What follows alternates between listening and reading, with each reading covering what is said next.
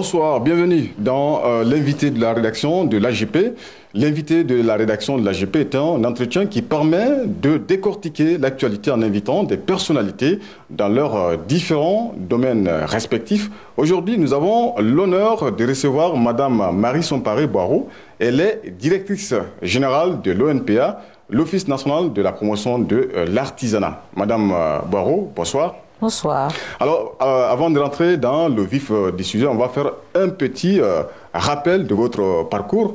Vous avez été directrice générale adjointe du CCFG, Centre culturel franco-guinéen. Également, vous avez occupé le poste de responsable marketing à l'OGP, l'Office guinéen de publicité, le même poste à la RTG.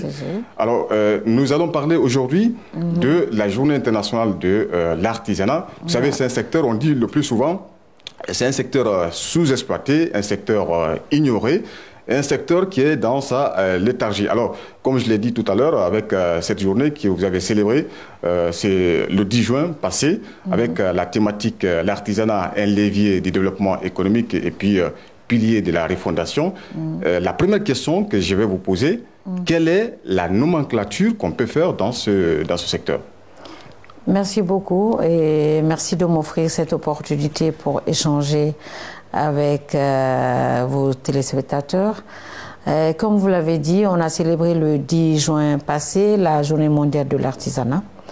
Donc cela a été mis à profit un peu pour qu'il y ait une fusion autour de ce domaine avec les acteurs je dédiés. rappelle d'ailleurs que c'est la première fois que le ministère essaye d'organiser une cérémonie de ce genre. Oui, une cérémonie. Depuis l'année passée, on a oui. commencé, mais de façon sobre, parce que l'année passée, c'était juste le discours du ministre. Cette année, on a voulu communier à la demande de la Fédération nationale des artisans de Guinée, qui puisse rencontrer le ministre et faire un plaidoyer.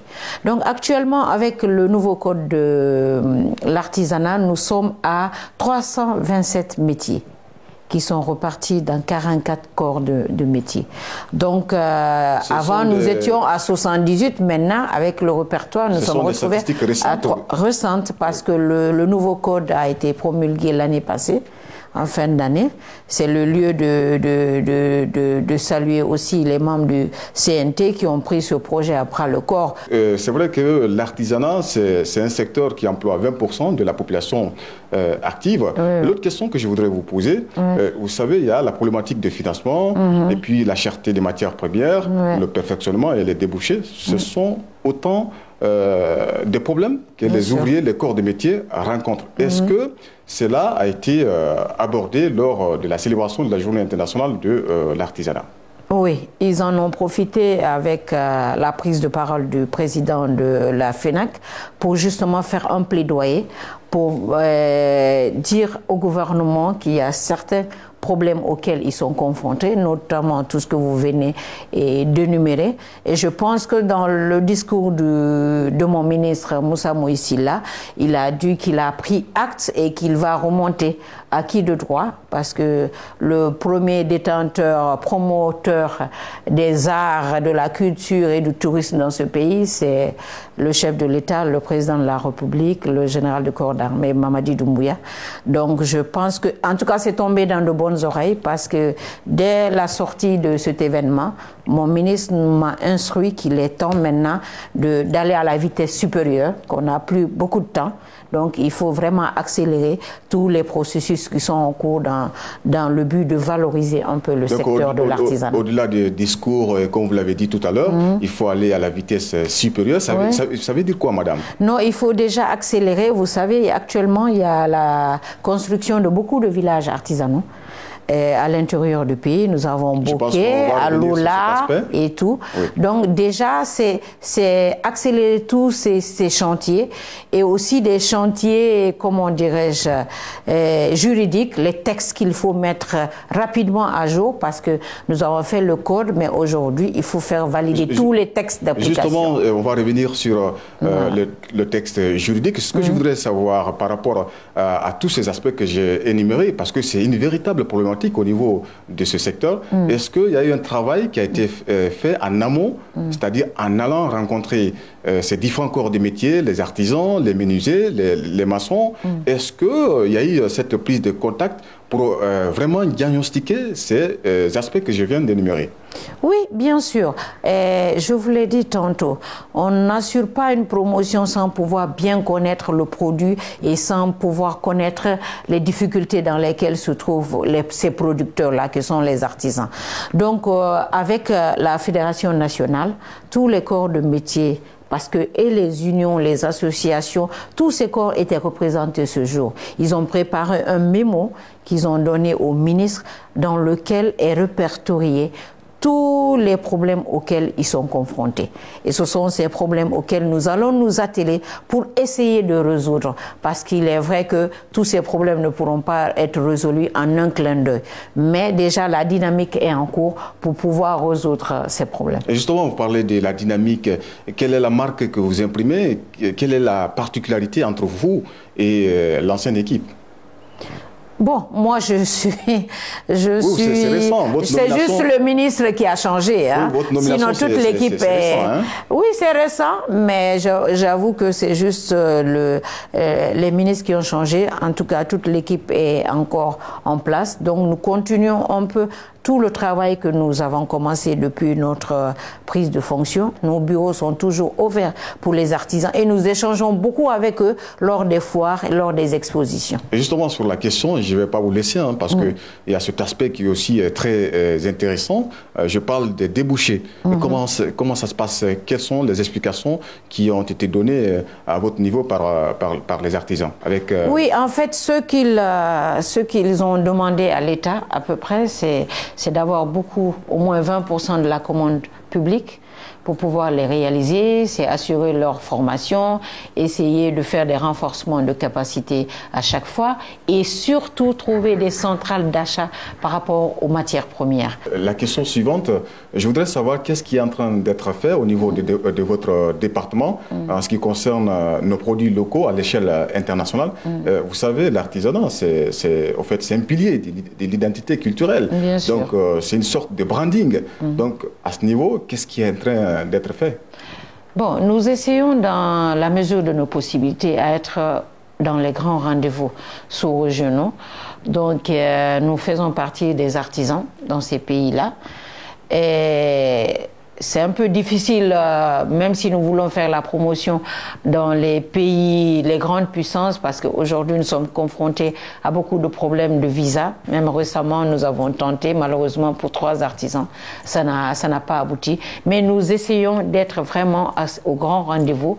Par exemple, en septembre, nous serons au Burkina Faso pour le grand salon de l'artisanat de Ouagadougou.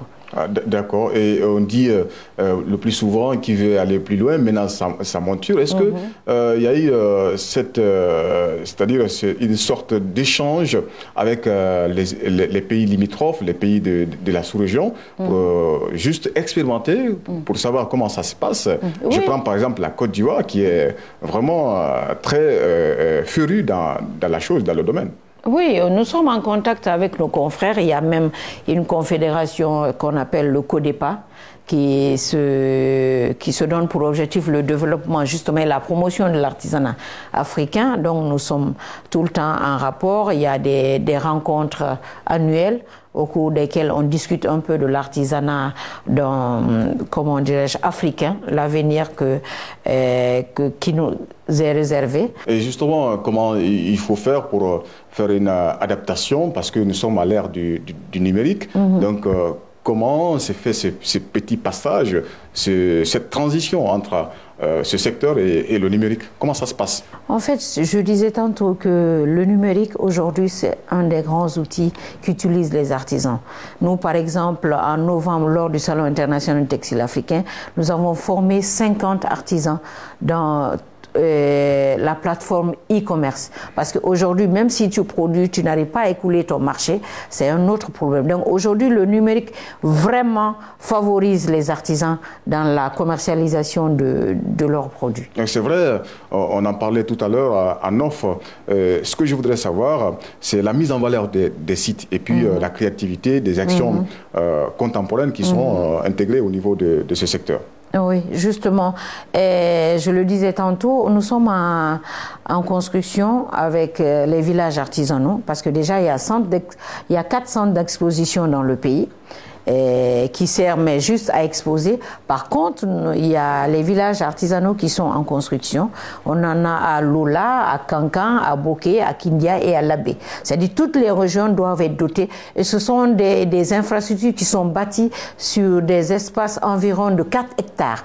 Donc ça va permettre à ce qu'on absorbe beaucoup tous ces artisans qui sont au bord des routes et qui utilisent beaucoup d'espaces qui vont être acheminés vers ces grands centres-là, et nous allons tout faire pour pouvoir équiper ces villages artisanaux vraiment de matériaux de dernière génération pour que nos produits soient vraiment compétitifs sur le plan international. La question suivante, c'est par rapport aux marchés régionaux. Peut-être on n'assiste pas à cet engouement. Est-ce qu'il y a une stratégie qui a été mise en place au sein de votre département pour que cette idée soit effective? La stratégie, normalement, c'est qu'il faut qu'on soit à des rendez-vous importants.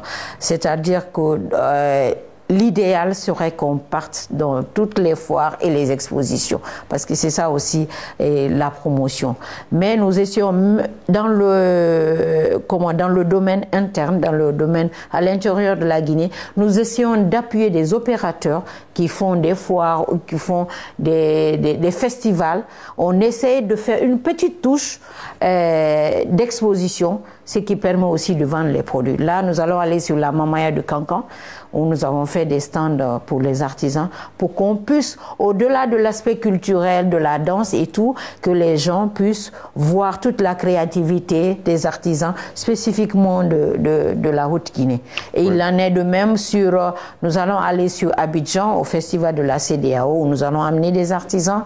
Il y a normalement le salon du textile qui va se faire au Gabon, où nous allons amener des stylistes, d'amener nos artisans à ces rendez-vous là, parce que vraiment ça forge un peu leur créativité, ça leur permet de voir ce qui se passe à l'extérieur. Un aspect aussi que je voudrais aborder avec vous, c'est par rapport à la formation et la technique pour booster la compétence et la qualité de nos produits. Est-ce que la question est mûrie justement au niveau de votre département? La question mûrie, c'est juste une question, si je dois me répéter, une question de moyens financiers. Je profite de cette opportunité pour faire appel aux partenaires, parce que ce secteur est vraiment vital pour l'économie de ce pays, et plus nous allons pouvoir renforcer la capacité de nos artisans, plus vraiment nos produits seront vendus à l'extérieur. On va aborder la dernière question de cet entretien. En prologue, en introduction de votre explication, vous parlez de textes. Est-ce qu'aujourd'hui, il y a la nécessité de revoir le contenu des textes au sein de votre département?